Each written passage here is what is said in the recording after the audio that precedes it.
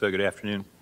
Zika virus is an infectious agent that has generated a lot of attention recently. As you know, it's not a new virus. It was discovered in 1947 in the Zika forest in Uganda in Africa, and has the first human cases were identified in the 1960s, principally in Africa, Southeast Asia, Polynesia.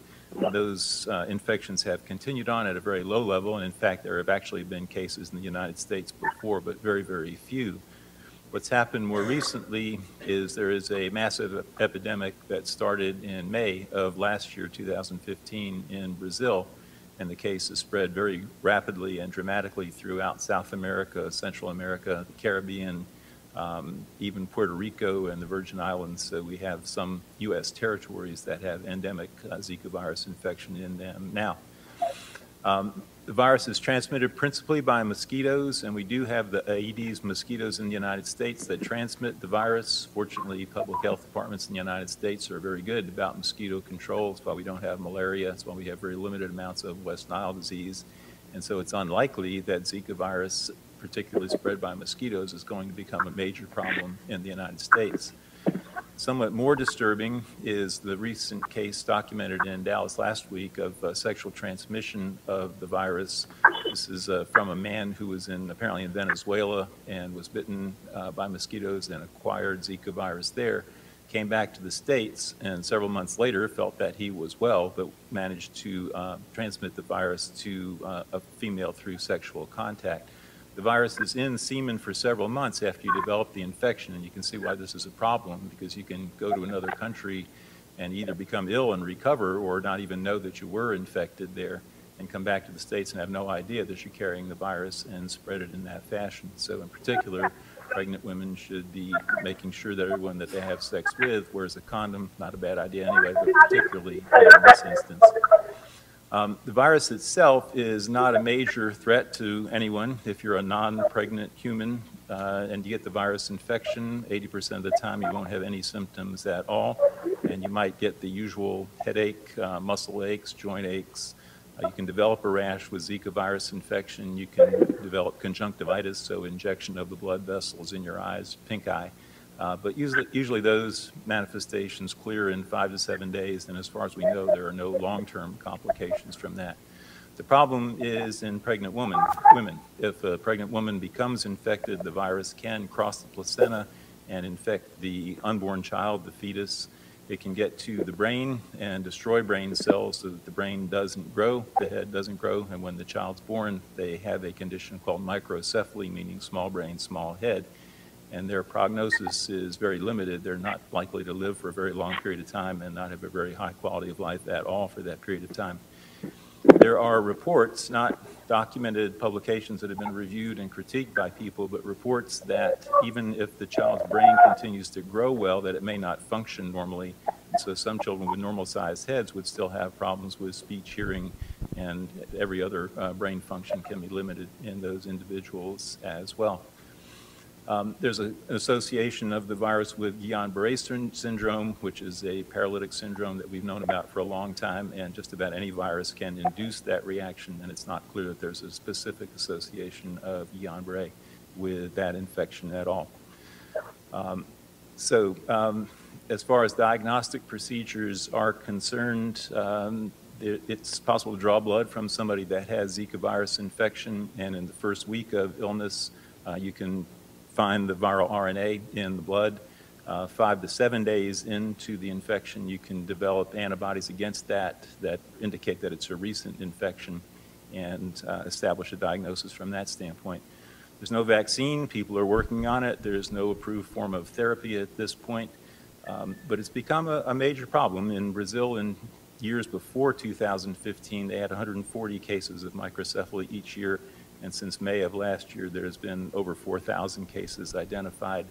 It's not clear yet that the Zika virus is causing the problems in the infants. They've only been able to establish the infection in the affected infants in about 10 cases or so. But the statistical association is very hard to ignore with the rapid number of Zika virus cases and the rapid number of microcephaly cases as well. The church that I'm affiliated with in the States is Heritage Family Baptist Church, in Tuttle, Oklahoma. And the mission that I'm here with is called Open Arms Ministry.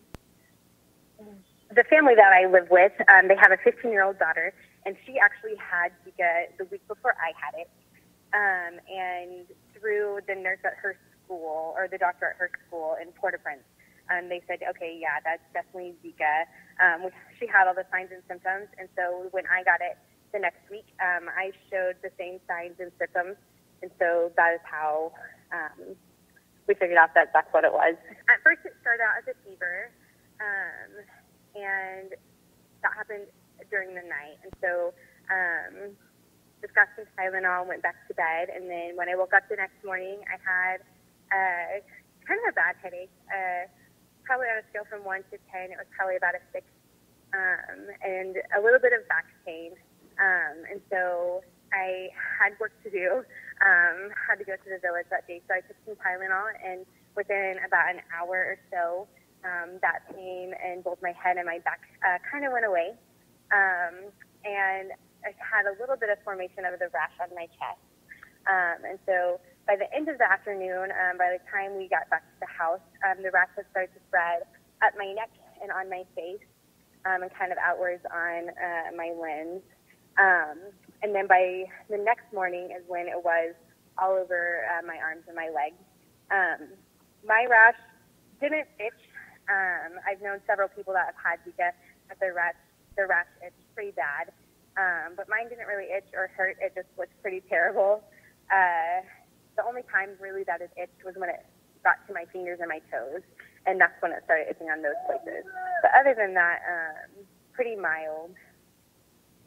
Any procedures that you know of that you might have to undergo before you return back to the States? Not that I know of. I haven't been on any airline or any CDC or anything like that to see if there are things that I need to do. I've already talked to the people I live with, and we'll make sure, since both her and I have had it, we'll make sure that we, follow any regulations before returning. What are your thoughts about having kids in the future? Right now, obviously, you are not pregnant. Right. So what thoughts come to your mind when you think about the future? From everything that we've read and what we've heard about the virus, it doesn't show any signs that we should be concerned about future pregnancies. And so really until, we read something that gives us other concern, we're pretty okay with that. What kind of mosquito protections are available out there? Do they have the DEET? Do they have the bug spray? For us as missionaries, we have bug spray. I brought a lot with me. And then when we have teams come in, we have them bring some more for us to have. Haitians, on the other hand, bug spray is very expensive here, which is why we have people bring it from the States or ship it to us. So us as missionaries, and most missionaries here in Haiti, have the access to that bug spray to protect against mosquitoes. But Haitians, on the other hand, do not, because bug spray is so expensive. Okay. And then we also, a lot of people probably sleep with bug nets so that they don't get bit at night.